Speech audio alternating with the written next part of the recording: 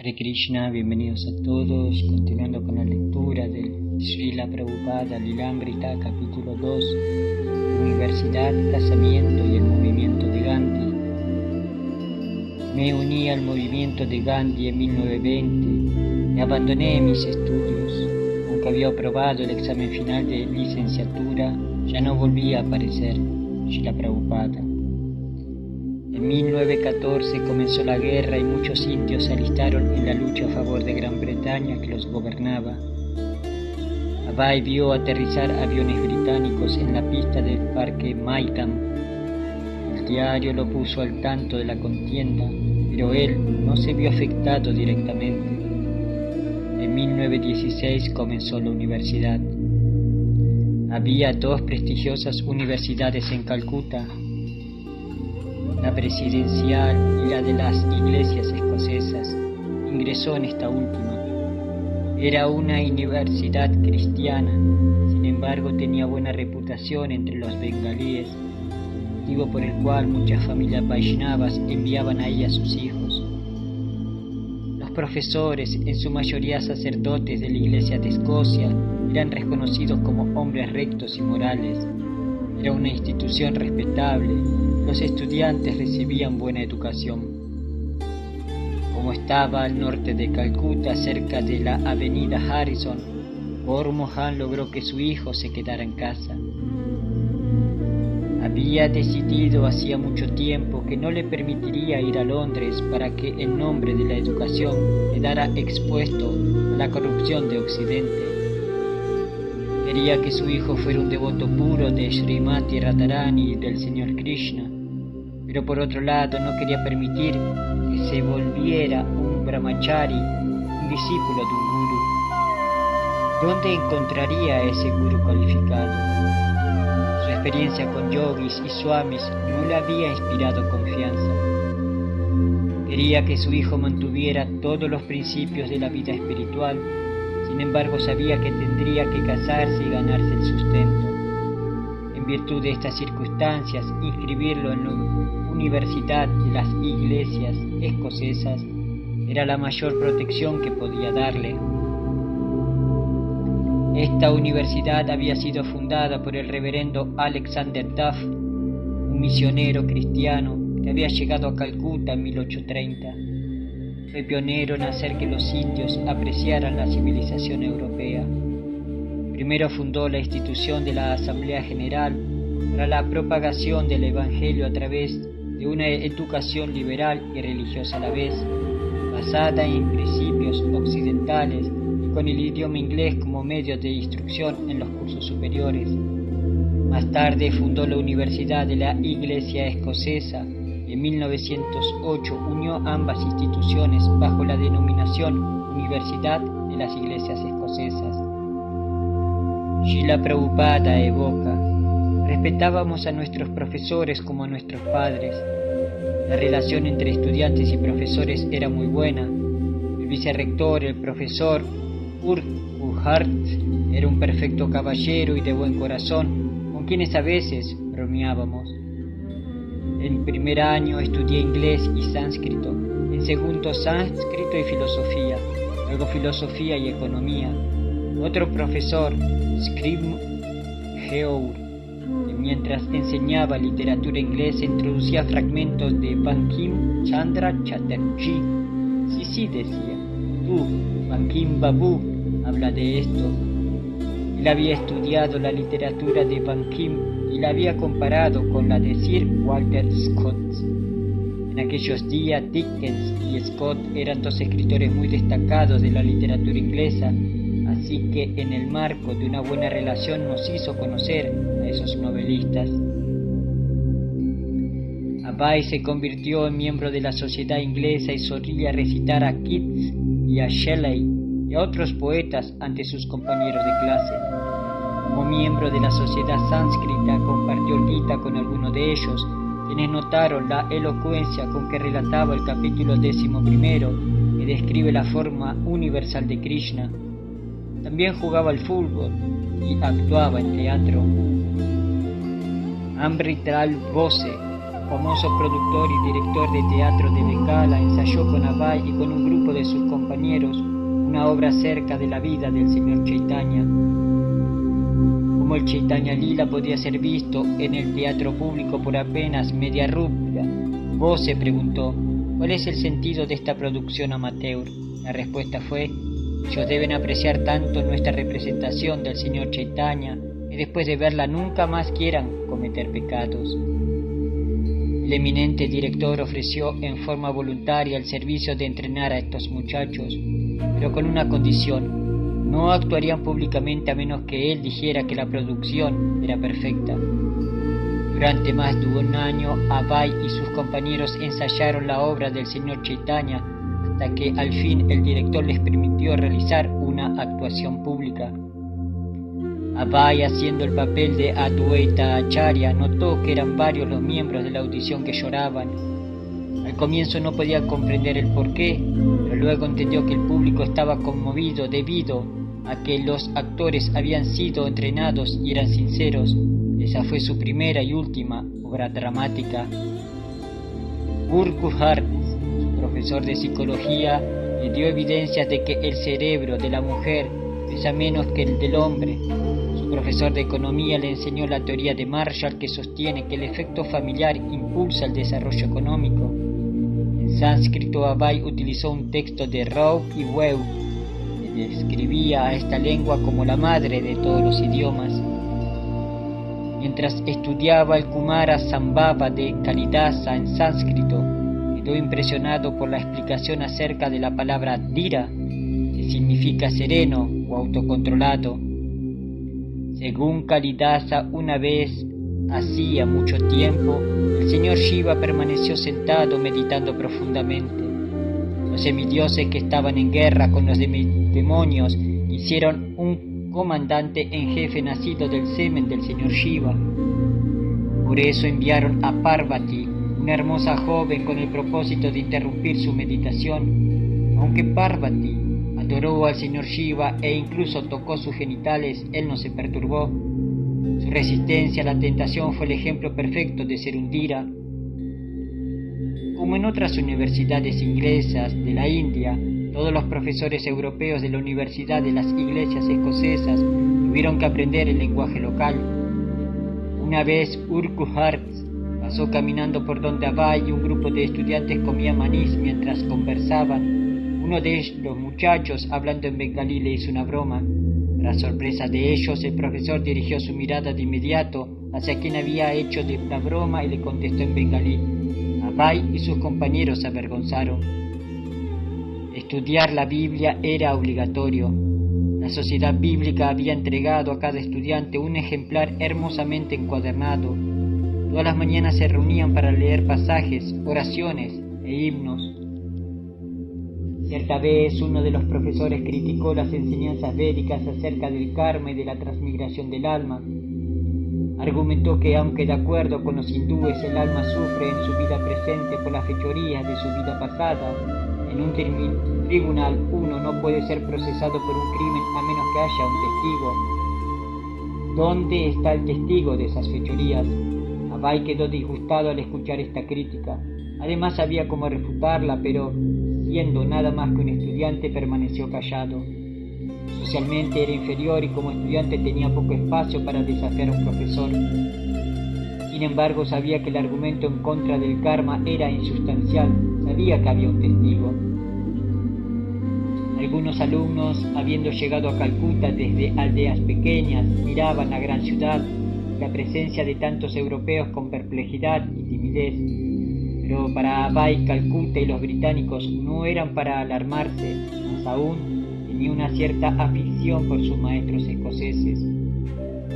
Aunque los miraba con una mezcla de admiración, distancia y algo de tensión, le parecían bondadosos y admiraba su rectitud moral, el comportamiento cortés para con los estudiantes.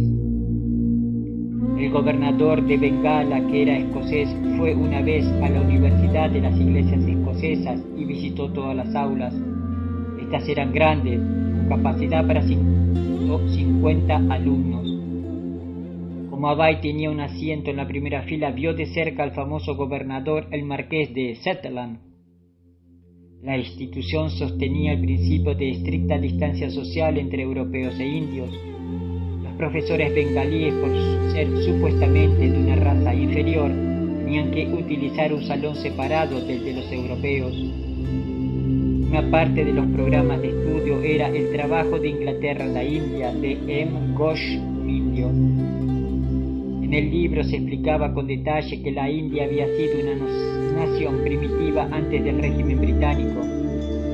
El profesor de economía, a veces cuando se frustraba con la lentitud de la clase, les gritaba a los estudiantes, dirigiéndose a ellos como si fueran los representantes de toda la India: ustedes nunca deberían ansiar la independencia. No pueden gobernar, no pueden trabajar como asnos, eso es todo. La vida universitaria era muy demandante. Abai ya no era libre para dedicarles tiempos a las deidades de Radha y Govinda por la mañana temprano. Ese había sido un lujo de su infancia, cuando a diario pasaba horas en el templo de los Malik, delante de las doradas formas de Radha Govinda, observando a los pujaris mientras adoraban a las deidades con incienso, flores, lámparas, kirtana musical y un opulento prasadam. Cuando era niño jugaba dentro del verdoso edificio del templo, observaba a los hombres que cocinaban cauchoris en la calle, andaba en bicicleta o remontaba un cometa con Bhavarata Harini. Su vida siempre se había centrado en el hogar de la avenida Harrison, en las conversaciones con su madre y en la adoración a Krishna de su padre. Estas escenas pertenecían al pasado. En ese momento sus días transcurrían dentro del edificio de la Universidad de las Iglesias Escocesas. Allí también había césped, un jardín con pájaros y un pequeño árbol bañano, pero en vez de adoración había estudio. La atmósfera era académica. Incluso las conversaciones informales entre los estudiantes, bien fuera cuando se reunía ante las pizarras de noticias en la entrada principal, bien fuera cuando pasaba en grupos al entrar o salir, eran, por lo general, acerca de las lecciones o de las actividades universitarias. En ocasiones Abai estaba sentado con sus compañeros compartiendo un banco ante uno de los largos escritorios, colocados en filas dentro de la sala de lectura. En otras ocasiones estaba atento en la clase de uno de sus profesores. Con frecuencia un reverendo vestido con traje europeo que hablaba un escocés con acento regional y pronunciaba palabras tales como duty en lugar de duty. En otros momentos estaba en el aula escuchando las clases de lógica occidental, de química o de psicología. Y cuando no estaba haciendo nada de eso era porque estaba dedicándose a la tarea asignada, sentado frente a una mesa entre los estantes de la biblioteca, leyendo o escribiendo notas, mientras los ventiladores eléctricos agitaban los papeles desde lo alto, o estaba en la casa con su padre, hermanas y hermanos, pero leyendo las lecciones o escribiendo un ensayo. Había tenido que abandonar la adoración a la deidad de Krishna, solicitada por su padre años atrás. Había guardado a sus deidades en una caja. Kaur Mohan no estaba molesto porque su hijo favorito no pudiera seguir llevando a cabo todas las prácticas devocionales de la niñez. Se daba cuenta de que había permanecido puro en sus hábitos, de que no había adoptado ideas occidentales, y había desafiado su propia cultura, y notaba que como estudiante en la Universidad de las Iglesias Escocesas, probablemente no estaría expuesto a un comportamiento inmoral. Le reconfortaba ver que estaba recibiendo una buena educación que lo preparaba para la vida laboral después de graduarse. Sería un Vaishnava responsable, se casaría pronto y conseguiría un trabajo. Uno de los compañeros de clase más cercano a Abai era Rupendranatha Mitra. Estudiaban juntos y se sentaban uno al lado del otro en la sala de reuniones durante las clases de educación bíblica, mientras pronunciaban las oraciones obligatorias. Rupen notó que, aunque Abai era un estudiante dedicado, nunca se había sentido atraído por la educación occidental ni ambicionaba tener logros escolásticos. Abai le confió a Rupen: a mí no me gustan estas cosas y a veces le hablo acerca de irse. ¿Qué estás pensando?, le preguntaba Rupen, y Abai le revelaba sus pensamientos. Dupin descubrió que su amigo siempre estaba pensando en algo religioso, algo filosófico o algo devocional acerca de Dios. Abay estudió a los filósofos y científicos occidentales, sin embargo no se sentía fascinado. Para él solo estaban especulando, pues sus conclusiones no estaban en la modalidad ni en el espíritu devocional del entrenamiento Vaishnava que había recibido de su padre y de las escrituras védicas. El rápido acceso a la riqueza del conocimiento occidental que creó en algunos de sus compañeros un apetito por estudiar profundamente y en otros un deseo de avanzar en el mundo merced a buenas calificaciones y empleos, dejaba impasible a Abay. Dentro de su corazón siempre estaba pensando en algo religioso, algo filosófico o algo devocional acerca de Dios. Sin embargo, como estudiante de la Universidad de las Iglesias Escocesas, le dedicaba tiempo y atención a la vida académica. Una noche, después de su primer año de universidad, tuvo un sueño inusual. La deidad de Krishna, que le había sido obsequiada por su padre, apareció quejándose: ¿por qué me has colocado en esta caja? Debes sacarme de aquí y adorarme otra vez. Se sintió triste por haber desatendido a su deidad y retomó la adoración de Radha y Krishna en su hogar, a pesar de las tareas. En el curso anterior al de Abay había un fogoso nacionalista, Subhas Chandra Bose. Había sido alumno de la Universidad Presidencial, pero fue expulsado por organizar una huelga estudiantil en contra de un profesor británico que había maltratado en forma reiterada a los estudiantes indios. En la Universidad de las Iglesias Escocesas, Bose parecía ser un estudiante aplicado. Era secretario del Club de Filosofía y cooperaba con el vicerrector Urquhart. Abay escuchó a Subhas Chandra Bose y a otros compañeros conversar acerca de la independencia de la India. Ellos mencionaron nombres bien conocidos en su Bengala natal: Bipin Pal, que había peleado para rechazar la ley de armas; Surendranath Banerjee, que sorprendió a los británicos al atentar en contra de la división de Bengala en 1905; Lala Lajpat Rai, y el más famoso de todos, Mohandas Gandhi. Aunque la Universidad de las Iglesias Escocesas prohibía estrictamente la propaganda antigubernamental, los estudiantes estaban a favor de la causa de la autonomía. Si bien no había claros signos de rebelión, a veces realizaban reuniones nacionalistas en secreto. Cuando Subhas Chandra Bose los instó a apoyar el movimiento de la independencia de la India, Abay le prestó atención.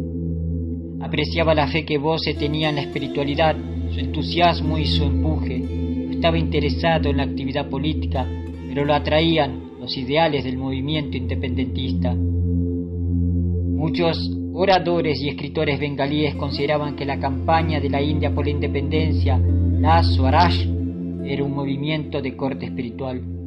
Para los nacionalistas, la emancipación política era un acto análogo y romper las cadenas de la atadura material para así liberar el alma. Abay estaba muy interesado en el servicio devocional al Señor Krishna, la verdad absoluta, una convicción que había absorbido de su padre, que había mantenido desde la niñez, mientras que la independencia de la India era una verdadera, temporal y relativa. Algunos de los líderes de la Swaraj, aunque admitieron que las escrituras védicas eran sin duda alguna absolutas, afirmaron que la gloria original de la cultura hindú no podía brillar en beneficio del mundo hasta que la India se liberara del estigma del dominio extranjero. Los extranjeros, señalaban ellos, insultaban la preeminencia de la cultura de la India y la castigaban. Abay sentía lo mismo. En su lectura del trabajo de Inglaterra en la India de M. Ghosh había encontrado la teoría de que las escrituras védicas eran impuras, eran recientes y que la India había tenido una cultura espiritualmente atrasada antes de que los británicos propagaran el cristianismo. Los británicos habían proferido más de una blasfemia en contra de los Shastras, tales como la de ese profesor Abay que había tratado de desacreditar la validez de la ley del karma. Pero si la India lograba recuperar la libertad, entonces todos, no solo los indios, sino el mundo entero, podrían beneficiarse con una cultura tan altamente evolucionada como la védica. El llamado a involucrarse en la Swaraj, aunque secreto, atrajo a casi todos los estudiantes, a Abhay entre ellos. Estaba especialmente interesado en Gandhi, quien siempre llevaba un Bhagavad Gita, leía a diario las sagradas palabras de Krishna y decía estar guiado por el Gita más que por todos los demás libros. Sus hábitos personales eran puros, se abstenía de toda embriaguez, de comer carne y de una vida sexual ilícita. Vivía de forma simple, como un sadhu, aunque parecía tener más integridad que los sadhus mendicantes que Abhay había visto tantas veces. Leyó sus discursos y siguió de cerca sus actividades. Quizá Gandhi podía llevar la espiritualidad al campo de la acción. La verdad del Gita, proclamaba, pertenecía al lugar más proeminente, donde no solo podía ser leído, sino que podía trabajar para la libertad de todos, y el símbolo de tal libertad era la Swaraj. Las simpatías nacionalistas se mantuvieron ocultas en la Universidad de las Iglesias Escocesas durante los años de estudiante de Abhay. Era una escuela prestigiosa. Había que estudiar muy seriamente para obtener un título y aspirar a un buen futuro laboral. Hablar en contra del régimen británico y a favor de la independencia significaba arriesgarse a ser expulsado. Solo los más rebeldes se atreverían a perder su formación universitaria y a la posibilidad de tener trabajo. Por eso los estudiantes se reunían a escondidas y escuchaban a los líderes revolucionarios. Nosotros queremos la Swaraj, queremos independencia, queremos nuestro propio gobierno, queremos nuestras propias escuelas. Gaur Mohan observaba a Abhay con inquietud. No lo veía como uno de los cientos de millones de instrumentos destinados a cambiar el destino político de la India, sino como a su hijo favorito, cuyo bienestar y futuro, en vista de los acontecimientos mencionados, le preocupaban. Gaur Mohan había orado mucho por el futuro de Abhay y quería que ese porvenir fuera el que él, como padre, había previsto. Intentaba que Abhay llegara a ser un Vaishnava, un devoto de Radharani. Le había enseñado a adorar a Krishna y a ser puro. Además había organizado su educación. A esa altura de los acontecimientos pensó que Abhay debía casarse. De acuerdo con el sistema védico, todo casamiento debe ser arreglado cuidadosamente por los padres y debe realizarse antes de que la muchacha alcance la pubertad. Gaur Mohan había casado a su primera hija cuando ella tenía 9 años, a la segunda a los 12 y a la tercera a los 11. Cuando su segunda hija estaba por cumplir 12 años, Rajani dijo: «Iré al río y me suicidaré si no la casas de inmediato». En el sistema védico no había noviazgo, ni se le permitía a los miembros de la pareja vivir juntos durante los primeros años de matrimonio. La joven comenzaba a servir al esposo cocinándole en su casa paterna, acercándose a él para servirle la comida o tomando parte en algún otro intercambio formal. De este modo, cuando ambos alcanzaran la madurez física, serían tan amables el uno con el otro que se volverían inseparables.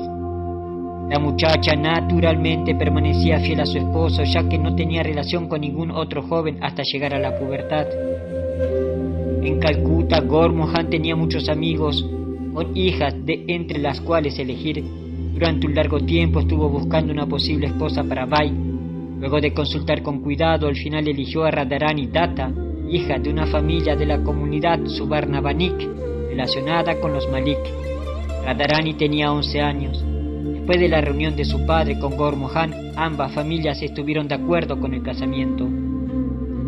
Aunque Abhay estaba en su tercer año de universidad y no tenía ingresos, casarse era frecuente para un estudiante, ya que no tendría responsabilidades económicas urgentes. A nuestro joven Abhay no le agradó la elección hecha por su padre porque había pensado en casarse con otra muchacha, pero por diferencia hacia él dejó de lado su reticencia. Por el momento él estaba viviendo en su casa y su prometida en la suya, de modo que las responsabilidades maritales de mantener una familia no serían inmediatas. Primero, tenía que finalizar los estudios. Durante su cuarto año en la universidad, Abhay comenzó a sentirse renuente a aceptar el título. Como simpatizante de la causa nacionalista, prefería escuelas indias y un gobierno propio en lugar de las instituciones británicas. Pero pudo ver que estas alternativas no existían todavía. Gandhi, sin embargo, estaba convocando a los estudiantes indios para que abandonaran sus estudios. Las escuelas extranjeras, decían, les inculcaban una mentalidad de esclavos. Ellos eran nada más que títeres en manos de los británicos. Así todo, un título universitario era la base de la vida laboral. Abhay consideró detenidamente que le resultaba más conveniente. Kaur Mohan no quería que su hijo hiciera algo de lo que más tarde pudiera arrepentirse. Siempre había tratado de planear lo mejor para él, pero ya tenía 23 años y tendría que decidir por sí mismo. El padre pensaba en el futuro. El horóscopo le había asegurado que Abhay sería un gran predicador religioso a los 70 años, pero no esperaba vivir lo suficiente como para verlo. Sin embargo, le sobraban razones para aceptar que el horóscopo era exacto y quería prepararlo. Podía trazar muchos planes, pero no había manera de imaginar qué haría Krishna. Todo dependía de él y Krishna estaba por encima del nacionalismo, por encima de los planes y de las leyes de la astrología y por encima de los deseos. Un modesto comerciante de telas que aspiraba a convertir a su hijo en un devoto puro de Srimati Radharani, en un predicador del Srimad Bhagavatam. Aunque Kaur Mohan siempre le había permitido a Abhay hacer lo que quisiera, al mismo tiempo lo había guiado con cuidado por el sendero que sabía que era el mejor.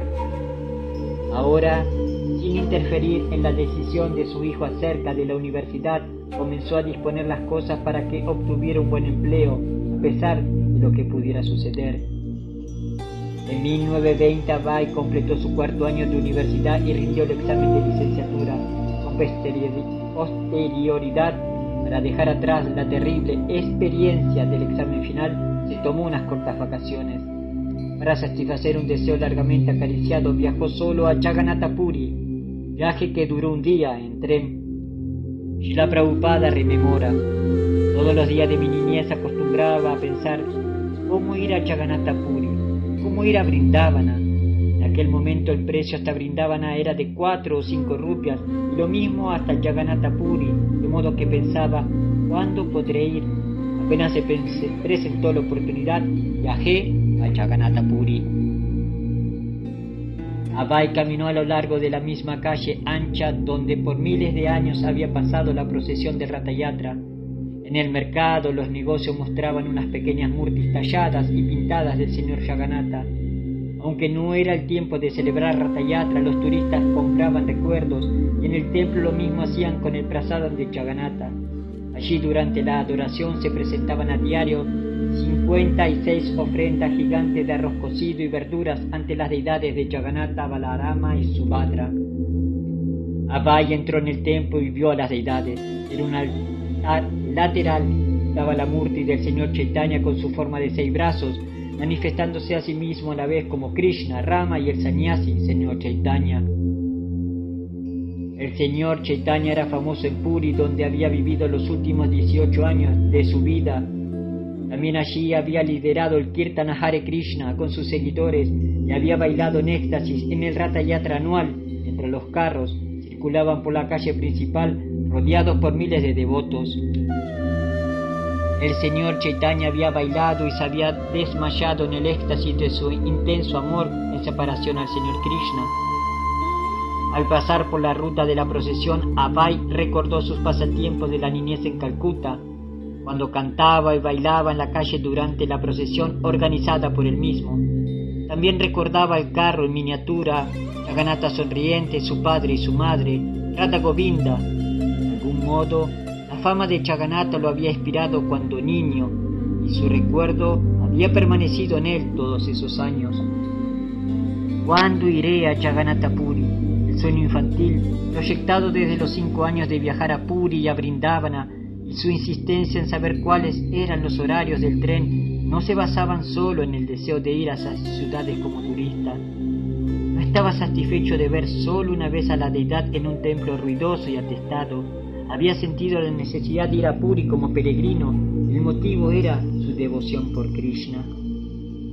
En ese punto el nacionalismo había influido de manera intensa en su vida. Recién se había casado y estaba enfrentándose a las decisiones de la graduación y de la vida laboral.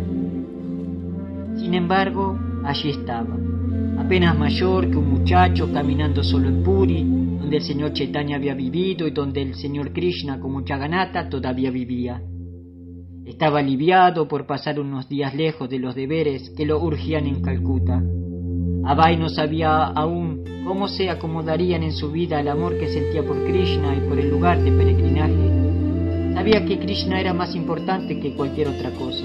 Él era Dios, el controlador supremo y la guía interna de todos. Pero existía mucho servicio superficial y aparente a Dios. Incluso los oradores nacionalistas, aunque aceptaban el Gita para sí mismos, estaban más absortos en el nacionalismo que en Krishna. Solo aquellos que eran devotos sinceros como su padre conocían la importancia y la atracción por Krishna. Un raro incidente ocurrió en Puri. Or Mohan le había dado a su hijo una carta de presentación para un conocido que vivía allí. Abai fue a verlo y fue bien recibido. Cuando el hombre le ofreció almorzar, el joven notó que había un pequeño bulto dentro de una de las ollas. Entonces le preguntó a su anfitrión, quien respondió: «Oh, es carne». Abai fue incapaz de refrenar su sobresalto. «No, ¿qué es esto? Nunca he comido carne», miró al dueño de la casa y exclamó con asombro: «Nunca esperé esto en Jagannath Puri». Sorprendido, el anfitrión sostuvo: «No lo sabía, pensé que así era mejor».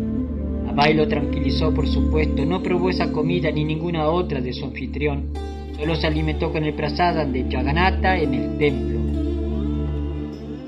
Se quedó en Puri durante 3 o 4 días, recorriendo los lugares sagrados y visitando su famosa costa, con la refulgente playa y el ruidoso oleaje. Varias veces reconoció a algunos de los sacerdotes del templo de Jagannatha en el momento en que fumaban cigarrillos. Asimismo, escuchó acerca de otras actividades banales de estos sadhus. ¿Qué clase de sacerdotes eran estos que comían pescados con el prasadam de Jagannatha y fumaban? En este sentido, le pareció que Puri era decepcionante.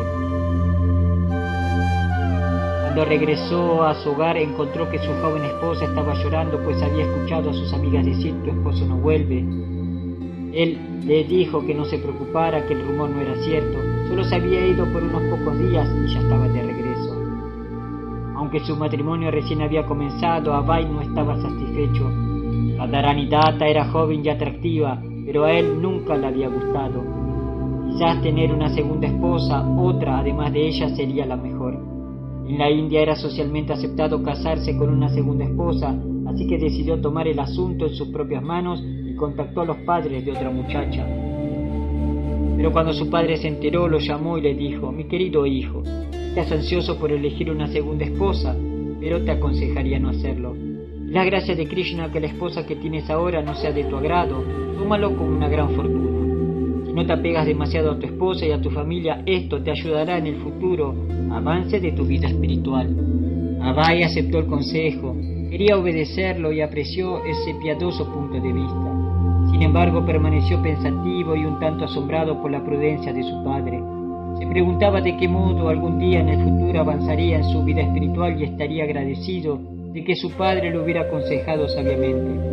El futuro avance de tu vida espiritual. A Abai le gustó la idea. Se reconcilió consigo mismo y aceptó a la esposa que se le había dado. El nombre de Abai Charan fue incluido en la lista publicada de estudiantes que habían aprobado el examen de licenciatura y que estaban invitados a recibir su diploma. Pero él había decidido que no quería un diploma de la Universidad de las Iglesias Escocesas. Aunque como graduado hubiera tenido un panorama laboral prometedor, estaría contaminado por la cultura británica. Si Gandhi triunfaba, la India pronto estaría liberada de los británicos. Abai ya lo había decidido. Cuando llegó el día de la graduación, las autoridades de la universidad se enteraron de que rechazaba el diploma. De esta manera manifestó su desacuerdo y dio señales de responder al llamado de Gandhi. La protesta de Gandhi había incrementado el tono en los meses recientes. Durante la guerra, los indios habían permanecido leales a la corona con la esperanza de generar simpatía en los británicos hacia la causa de la independencia. Pero en 1919 Inglaterra aprobó la ley de Rowlatt para reprimir el movimiento por la libertad. Gandhi había hecho entonces un llamado a todos los indios para que cumplieran el Hartal, el día en el cual la gente de todo el país se quedaba en su casa a modo de protesta, sin ir al trabajo ni a la escuela. Había sido una acción no violenta. Una semana más tarde, en Amritsar, la plaza pública conocida como Jallianwala Bagh, los soldados británicos dispararon y mataron a cientos de indios indefensos y desarmados que se habían reunido para un encuentro pacífico. Gandhi entonces perdió toda la fe en las buenas intenciones del imperio acerca de la India. Llamó a un retiro completo de colaboración y ordenó un boicot a todo lo británico, artículos de consumo, escuelas, juzgados, honores militares, y Abai, al rechazar su título, comenzó a alinearse más íntimamente con el movimiento independentista. Pero su corazón no estaba en eso. Nunca antes lo había puesto en los estudios universitarios, ni en lograr un título, ni en su esposa. Con esta misma falta de convicción era cauto acerca de volverse un nacionalista pleno. Se había inclinado hacia la causa, pero nunca estuvo realmente convencido. Ahora, sin la universidad, sin trabajo, poco preocupado por tener no un empleo, educación o por su esposa, permaneció en su casa. Probó a escribir poesía en ocasión de la boda de un amigo, leía el Srimad Bhagavatam y los últimos discursos de Gandhi. No tenía planes inmediatos. Gaur Mohan sí tenía planes para Abai. El título universitario había sido una parte de esos planes, pero Krishna parecía tener otros. La protesta política de rechazar el título de licenciado fue más una señal de honor que un estima social. Gaur Mohan no se lo reprochó, pero aún así su hijo necesitaría aceptar algún trabajo. El padre se acercó a un íntimo amigo, Hartik Bose, y le pedía que empleara a Abai. El doctor Hartik Chandra Bose había sido el médico de la familia desde la infancia de Abai. Era un distinguido cirujano, médico erudito y químico industrial. Tenía su propio establecimiento, Laboratorios Bose, en Calcuta, donde fabricaba productos químicos, jabones y otros insumos para la industria farmacéutica. El doctor Bose era bien conocido en todo el país como el primer indio en producir preparaciones farmacéuticas que, anteriormente, habían sido monopolizados por firmas europeas. Estuvo de acuerdo en aceptar a Abai como gerente de un departamento del laboratorio. Aunque Abai sabía poco acerca de la industria farmacéutica o de administración, confió en que leyendo algunos libros sobre el tema podría aprender lo que necesitaba. Pero cuando le fue dado de manera repentina el puesto de gerente, muchos empleados quedaron insatisfechos. Algunos de ellos eran mayores y habían estado 40 años en la firma. Primero manifestaron su insatisfacción entre ellos y al final se dirigieron al Dr. Bose, porque este joven fue puesto a cargo del departamento. El Dr. Bose respondió: para ese puesto necesito a alguien en quien pueda confiar como en mi propio hijo. Él firma cheques por 40.000 rupias. Solo le puedo confiar el manejo de mis cuentas en ese departamento a él. Su padre y yo somos muy amigos y lo conozco casi como a mi hijo. Gaur Mohan sintió que había hecho su mejor esfuerzo. Oraba para que los principios del Vaishnavismo puro que le había enseñado a su hijo permanecieran en él y lo guiaran durante toda la vida. Gandhi y la causa de la Swaraj habían desbaratado la carrera universitaria de Abai, quien estaba inclinado hacia el nacionalismo, pero no tanto por un motivo político como por una visión espiritual. Así que Gaur Mohan estaba contento. Sabía que el arreglo del casamiento no le había agradado a su hijo, pero había aceptado su explicación de que el desapego hacia la esposa y los asuntos familiares sería bueno para su avance espiritual. Abai mostraba un creciente desinterés por los asuntos materiales. Esto tampoco le desagradaba al padre, para quien los negocios siempre habían estado subordinados a su adoración al Señor Krishna. Él esperaba tal actitud. Ahora Abai tenía un trabajo prometedor y estaba llevando adelante su matrimonio lo mejor que podía. Gaur Mohan había desplegado su mejor esfuerzo. El resultado dependía de Krishna. Gandhi, fortalecido por su surgimiento como líder dentro del partido del Congreso, atacaba abiertamente el comercio de telas del imperio. Inglaterra le estaba comprando a la India algodón crudo a precios muy bajos, fabricaba telas en las hilanderías de Lancashire y luego las vendía de manera monopólica a precios muy altos a millones de indios. La campaña de Gandhi era que la India debía volver a hacer sus propias telas y utilizar simples ruecas y telares manuales para atacar una de las bases económicas del poder británico. Mientras viajaba en tren por todo el país, apelaba una otra vez a sus compatriotas para que rechazaran las telas extranjeras que utilizaran solo el simple khadi producido por la propia industria campesina. Antes del régimen británico, la India había hilado y tejido sus propias telas. Gandhi argumentaba que por quebrar la industria campesina, los británicos estaban hundiendo a grandes masas de indios en el hambre y en la falta de vitalidad. Para dar el ejemplo, él mismo trabajaba todos los días en una rueda de hilar y utilizaba solo un simple dhoti y un chal. Reunía a la gente y le pedía que se manifestara y que rechazara las telas importadas. En el lugar de las reuniones, los participantes se deshacían de un montón de ropa y él las quemaba.